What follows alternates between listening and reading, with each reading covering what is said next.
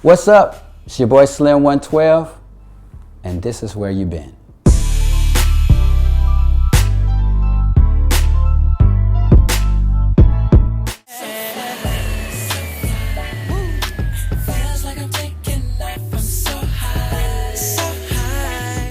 Well, you know what? I've been traveling all around the world, doing a whole bunch of shows, packing out everything. Been in the studio. I'm a studio junkie. Right now, I got my album just dropped out. It was May 13th, Refueled. I better go get that, I'm telling you. So, I mean, just been having a lot of fun, enjoying life. You know, I don't really listen to the radio, but when I turn on the radio sometimes I hear music that's just, you know, it could be on the charts, but, you know, it's not necessarily, you know, depicting the true essence of R&B. And instead of complaining, I wanted to do something about it, you know what I'm saying? So, put together the album, named it Refueled, where I am in my life, you know, in a time of a whole bunch of turmoil in everybody's life, you know what I'm saying? It's been crazy. I think music is a very good way to heal, you know what I'm saying? We definitely need to have some records with substance, not just good to the ear, but for the heart and soul. I was 5, 6, Mom would drag me into the church. Boy, you gonna sing, you know. And I would go up there, and as I would get older, my voice started changing. So, you know, at first, you know, when you first start, she was like, you know, you can hit those notes, you know, it sounds cute. And as I started getting older, you know, I started learning how to control my voice. And I never forget, I was like 12, and I was singing, tomorrow will bring better you, better me. I know that we'll show this world we got more we could be. That song. And my voice was like that, you know, high, and I would break it down towards the end, you know.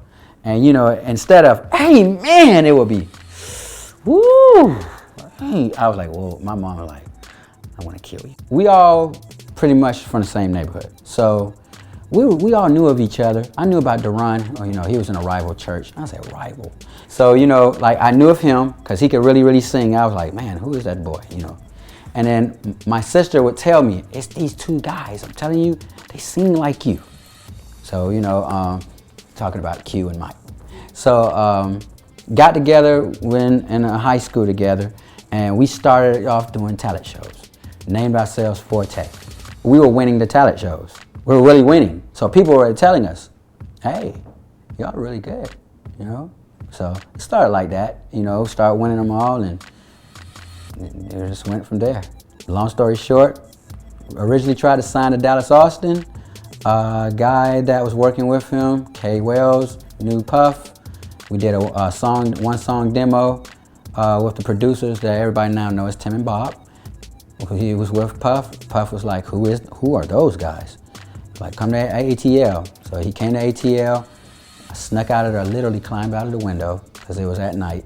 I was too young to get inside of the club. The club was called 112. All of us met there. We sang in the parking lot, you know, singing in the rain, literally. All the a cappella songs we could possibly think of. Take 6, Boyz II Men, Jodeci, Commission, anything we could possibly think of.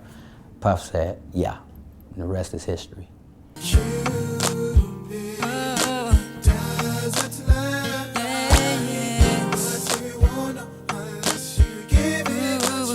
With Cupid, you know what I mean, I spearheaded the situation because of a situation I was actually going through. I was really pissed off, okay? My voice sounded one way, but if you listen to the words, I was speaking directly to a particular person. So it's like a love letter. Like the first album was a bunch of love letters. You put them all together, 19 different type of love letters. No, matter of fact, like me, I'm the worst critic. I'm my own worst critic. Like when I heard the record, like I saw how Puff and like how they were reacting to it. You know what I mean? And he was like, man, this is crazy. Like I never heard anybody, how do you sound like that? And man, that's crazy. And I'm like, oh, thanks, you know, but you know, hopefully it does well, you know. And I never forget, we came off of Come See Me. Puff asked me, if I was to drop a third single, Slim, what would you put out? I would say Cupid. Because it sounds different from any record that's out. And I never forget, everybody else, there was a lot of, I don't know about that, that's kind of different. I looked at Puff. Puff was like, Slim's never wrong. run with Cupid, let's go. And I'm glad it did, because it tripled our, you know what I'm saying, our album sold 3-4 million out of it.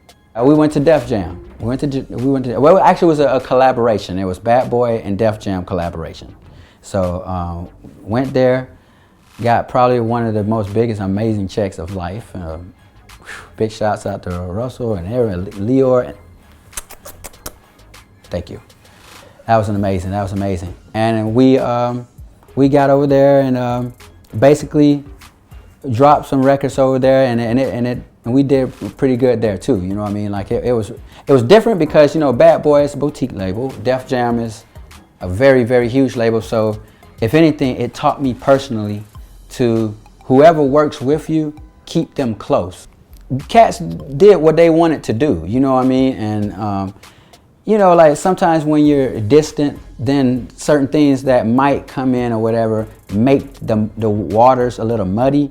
But for the most part, 112 always had a genuine love for each other. So you will even notice that even when you heard rough things or whatever, it never was tight to Slim, and you never heard Slim bash anybody. 112, we've been tight. We've been doing shows around the world for like 4 years before that, before we did BET. Now, as far as Bad Boy is concerned, now I was staying in Miami for forever.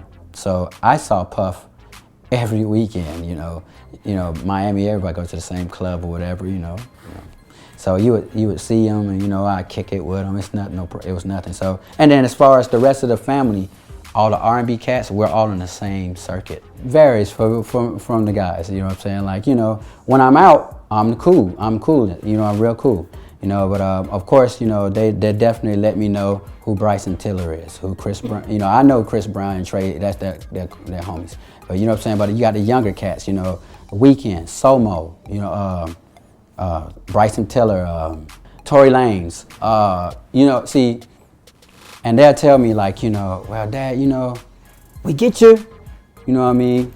But you know, that's what we listen to, and you should listen to them too. You know, so I might become a little bit more cooler with them, you know what I'm saying? Because I would like to work with them. Hey y'all, thank you for watching and supporting us every single week. For more Did Y'all See, click here. For celebrity interviews, here. And for our comedic series Relationship Hacks, click here. And as always, be sure to subscribe.